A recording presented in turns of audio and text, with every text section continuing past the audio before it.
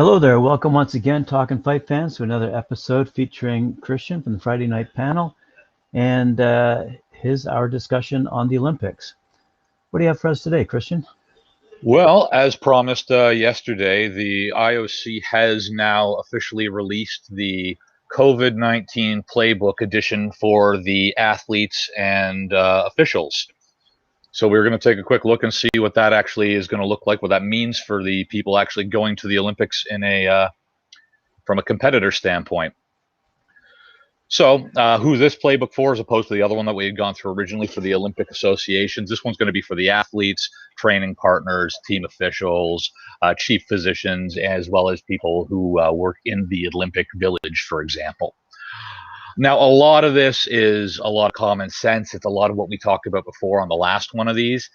So you're going to see big emphasis on minimizing physical interaction, keeping physical interactions to a minimum, avoiding contact, including hugs and handshakes, keeping 2 meters distance from athletes and at least 1 meter from each other, including in operational spaces, wherever you're able to do that. You're going to see avoiding enclosed spaces, use of only using games transport, as well as sticking very closely to the 14-day activity plan that you do have to register with the Japanese government. Test, trace, and isolate. Again, they're hammering these things home. Everyone's going to be expected to download Japan's COVID tracing app, as well as providing test result 72 hours before arriving. Additional restrictions are obviously going to apply for the first 14 days as you're going to be under quarantine. If required for your role, you may require additional testing while you're in Japan as well. As if you experience any symptoms, obviously you'll be expected to get in touch with your COVID liaison officer and report that immediately and follow the appropriate steps. Think hygiene. Again, it's a lot of common sense in the first part. Wash your hands regularly, wear a face mask, cough into your mask, not into your hands. Something I think we're going to see echoed a lot over the course of the games, and it's going to put a different flavor on things. Definitely, is they want you to support athletes by clapping or stomping your feet. They're trying to get people who are spectating, as well as the other athletes, to refrain from singing and chanting in the stands, just for the simple fact that obviously that's going to be increased a way to increase transmissions. Avoid using shared items wherever possible. That can, notebooks, pencils, stopwatches, little things that you wouldn't necessarily think of, not just those personal items that you're going to keep close, like your phone. And they're going to be trying to ventilate rooms every 30 minutes. So, as we mentioned on the last time we went through one of these, every team is going to have their own COVID liaison officer, and this is the person who's going to be the key contact for all matters related to COVID-19. There'll also be the contact for your national committees to the IOC, Tokyo 2020 committee, the Japanese health authorities, so on and so forth. The playbook is going to be updated. So again, I'm going to touch on that in just a minute, but it's going to be updated in April, and that's where we're going to see a lot of change. Well, hopefully not a lot of change, but we are going to see some changes come then. They released a note on this saying, this playbook is written under the current understanding of the IOC, the IPC, and Tokyo 2020 committee. Further changes may need to be made to certain circumstances in the future in collaboration with the government of Japan to ensure the evolution and conditions and regulations in Japan can fully be taken into account. This could mean that future versions of this playbook could include more restrictions than those currently listed. So they're keeping themselves covered pretty close at this point in time, saying since before we get there, this is everything that we're working with now. But keep an ear to the ground, because there is going to be more coming. Before you travel, again, very similar to the last one, every athlete's going to have to register a full 14-day list of activity list of where they intend to travel, what official venues they'll be actually visiting, where they're going to be staying, and all this has to be registered and approved with your list of destinations. Now, this all gets done in advance. More details on how that's going to be happening is going to be part of that April update. Make sure you have the latest information on COVID testing. Things change fast. Once again, download that app. You'll be expected to be registering daily health checks, including things like your temperature checks 14 days prior to the games. And that's before showing up in Japan. Obviously, if at that point in time you do start displaying any symptoms, they will expect you not to get on that, not to get on the plane in the first place. The test that you do take has to be taken 72 hours before your departure. If that's multiple planes, it's going to be before the first plane. It has to be a test that's specifically approved by the Japanese government. Under their social, they're expecting a full list of people that you expect that you will be interacting with during your time in Japan. Now, this is going to be names of teammates, trainers, other officials specific to your sport. Other than that, it stays very broadly similar to what we've already talked about. Making sure you have access to enough masks. We talked about that again. The World Health Organization has issued some recommendations on what type of masks that they want to see.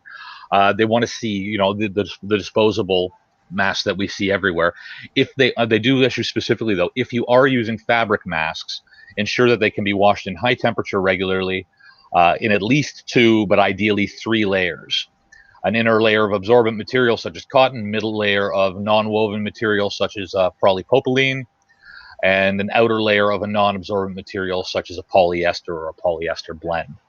Obviously, the more layers, the different fabrics, this is just going to help prevent anything from getting through those masks. Entering Japan, you're already showing up with a COVID test in hand. Yep, we're good. They told me I'm good. Be prepared to have another swabbing once you get through the door there, depending on where you've traveled from in the last 14 days, as well as what your layover may have been. You could be expecting another test coming through at that point in time. If you're attending a pre-games training camp, you will be tested again for COVID 3 days before you arrive at the Olympic/Paralympic Village. And this will be arranged between the Olympic Village and whichever town is doing the pre-training event. Obviously, if your tests come back positive, COVID liaison officer, don't go to any more, you know, venues is the word I'm looking for there. At the airport, same thing. Don't visit they don't want to see you visiting shops. They don't want to see no shops, no duty free, no tourist attractions. Leave the brochures on the shelf. They want to see you just go to the accreditation desk straight out. They're going to be installing for this though, game specific lanes at the airports, at the major airports, just to kind of help facilitate that and to keep everyone who is associated with the Olympics kind of, I don't know if segregated is the right word for it, but to keep everyone just kind of streamlined and making sure that they get all those tests and accreditations put through. Pardon me. Once you have, you will be tested at the games every 4 days during your Olympic stay. Now, the timing and the frequency of the testing can be adjusted depending on sport and the competition schedule. If you're a longer tournament, you may have more tests. Shorter tournament might be less tests. Now, these are going to be carried out at, all testing is going to be carried out at a dedicated facility within the Olympic Village. If you're staying at non-official accommodation, you will need to go to the Olympic Village to be tested. Obviously, they're going to try to get those tests done same day. They're going to do it in a timely manner, and they'll be sending all that off to all the relevant authorities, all the same things and all the same people we talked about last time. So when they get down to the social aspect in this here, a lot of the same stuff. Keep your distance. You know, don't go out and try to make new friends from all over the world. Unfortunately, this game's, we've got to kind of keep to ourselves here. But they do also leave some interesting things, saying only leave the Olympic Village at all to carry out activities specifically detailed in your 14-day activity plan. You are only permitted to go to official games venues and limited additional locations as defined by the list of destinations and movement. These, again, that's a pre-approved list, and that's going to be different depending on who you are and what your role is at the games. These include media locations, high-performance training centers. You must not visit gyms, tourist areas, shops, restaurants, bars, etc.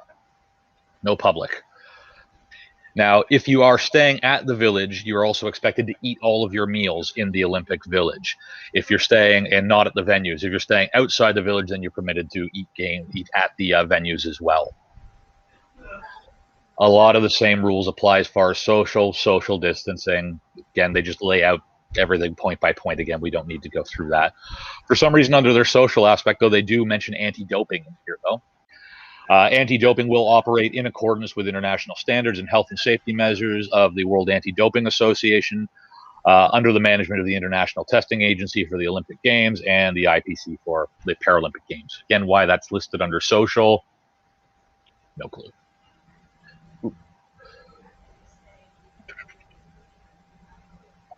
Face masks, again, they're leaning real heavy on the face masks. For the athletes specifically, wear face masks at all time except when training, competing, eating, or sleeping, or if you're outside and able to keep 2 meters apart from others.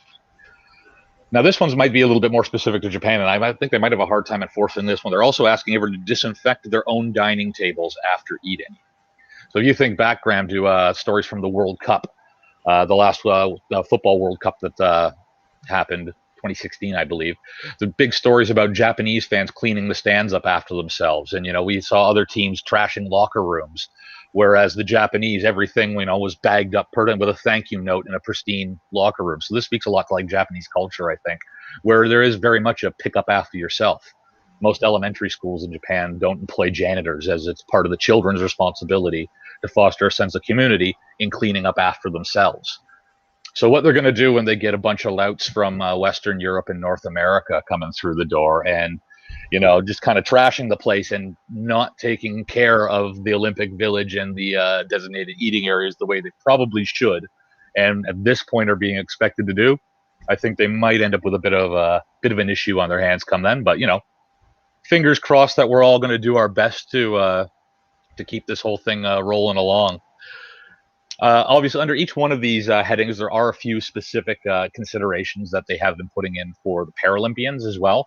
Things like specific to if you have a wheelchair or mobility device that needs to be handled by people outside of yourself or your immediate team, such as like flight staff, for example, when they're stowing a wheelchair or mobility device, for example, to make sure that you take the time to regularly disinfect those common service areas such as handles, wheels, things like that.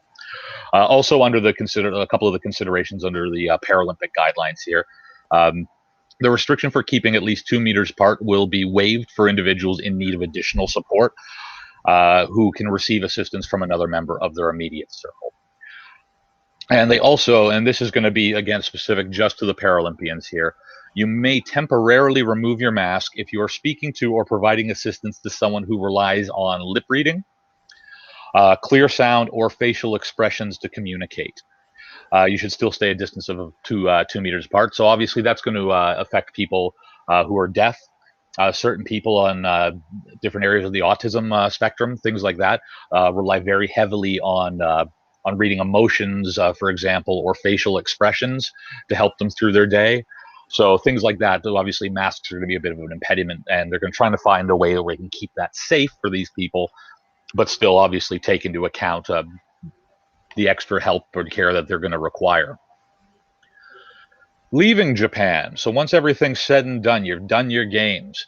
And this was a new one for me. I didn't realize that this was going to be the case here. Obviously, we've talked about not visiting the venue as spectators for the athletes, whereas normally you'd finish up your event, then you'd run across the street to go watch another event and cheer on other competitors from your country and other friends you've made in the Olympic Village, which we're also not doing this year. Following the instructions from your National Olympic Committee regarding your departure from the Paralympic Village, which should happen no later than 48 hours after your final event, in line with the period of stay policy. So the second you're done on that podium, pack your bags. They want you out. So what that's going to look like for things like the closing ceremonies and things like that, when they're throwing people, some of these tournaments happen very early in the Olympics and you're out of the Olympic Village afterwards. Whether those people are going to be allowed to stay in Japan to attend things like the closing ceremonies, there's not the Olympic Village, I'm not entirely sure yet, because that isn't outlined in this just as of yet. If you are attending a post-games if you are attending a post-games host-town exchange program, you're going to need to follow the instructions of that town. So in a few examples, after the games, there are other events and things happening in concordance with the games at other locations around Japan. So obviously their COVID restrictions are going to be regional and specific, so you're going to have to consult that before going. Be ready to take yet another COVID test on your way out the door. Travel to and from the airports using specific game vehicles as well. Follow local guidelines, and like I said, more is coming. This is being updated in April, and in April they're going to be coming out with the specific sport-related guidelines as well, which will be the second iteration of this book. And I have to assume they're going to be doing similar updates for the International Federation, for the press, and for the broadcasters as well. And that's where they're going to be outlining very specific things that are going to affect things like the world of boxing, where they're going to outline, obviously, we can't have masks in a boxing match. These guys are going to be close to each other, sweating and breathing heavily. So what extra precautions are we taking for our boxers, wrestlers, and other people who cannot, because of the field of play, maintain that 2-meter distance? They have finally put in here a section on compliance and sanctions, where I won't read the whole thing again because it's an entire page here, but I will just mention here that non-respect of the rules contained in this playbook may expose you to consequences that have an impact on your participation to the Olympic and Paralympic Games, your access to game venues, and in some cases, your participation as competitors. Repeated serious failures to comply with these rules may result in a withdrawal of your accreditation and your rights to participate in the Olympics or Paralympic Games, as it may be. Please be aware that some of these measures described in the playbook are related to entry and into departure from Japan, which are under the jurisdiction of the Japanese authorities. In the event of a breach of these measures, there may be consequences imposed upon you, such as being subject to quarantine for 14 days or procedures for the revocation of your permit to stay in Japan altogether. So it's very much, if you don't follow the rules, they're not above throwing you out of the games and out of the country altogether. So I don't know about you, Graham. I didn't really address any specific boxing stuff in here. I'm curious how they're going to be able to do things like, let's say someone starts developing symptoms, for example, right before a quarterfinal match in a 10-day tournament. Do they pull this person right out of the tournament? Have they lost their seed and now we take the last person back and they now get bumped forward? Do they reschedule that fight for a few days later after everything's been sanitized? They do double checks. What are they going to do when because I'm sure there's going to be false positives as well at some point in time. So I'm not sure how they're going to address some of these logistical, I have to think, nightmares. Thoughts on how that might be tackled, Graham? No, I just think July's a long way away, and I think a lot of these issues will slowly dissipate. But I certainly think that's an incredibly comprehensive playbook to start off with. And if they're going to update it in April, I can well imagine that it will cover some of the issues you're mentioning. Well, I hope it will, yeah, because, again, a lot of that's really up in the air. What happens if, maybe you develop a tickle in the throat and you get, oh, no, you can't come in the door here. And they drag you off and, 6 hours later, nope, he's fine. But you've already missed the competition you were supposed to be in at that point in time, even though you didn't have COVID to begin with. So I'm not sure if they're going to have, makeup dates, if they're going to, I can't think how you would do makeup dates. So, later in the day, are they going to allow for individual competitors, sports where you can compete individually? Will they be able to, you're displaying symptoms, but we can keep you apart from everyone else and you can still, do that run down the mountain? It's obviously easy enough to physical distance on certain sports. Obviously, the mountain would involve Winter Olympics. That would be skiing, but still, you get my idea. Yes. Equestrian, Good questions. I don't have any. We're going to be looking forward to April. We're going to have some more instruction from the IOC and from the Japanese authorities at that point in time. And hopefully everybody's vaccine rollouts will be a little farther along by then as well. Yeah, absolutely. I'm thinking positively. They are as well at this point in time. They're just trying to cover all their bases. They certainly are. Like I said, they're doing a very comprehensive job of doing that as well. Anyone who is looking for, who actually wants to go through and read the documents as they become available, I'm pulling these playbooks directly from the Olympics website, olympic.org. There's a section in there. It's a click and download. You can get all the different playbooks they're doing and as well as any updates that they do. Right. Well, thank you very much, Christian. Appreciate it. And looking forward to tomorrow. What do you got lined up tomorrow, by the way? Haven't the slightest. Figure that out. All right. Things are always changing. We'll have something to talk about. Just like we are going on the fly. All right, cool. We'll talk to you tomorrow then. Have a good one.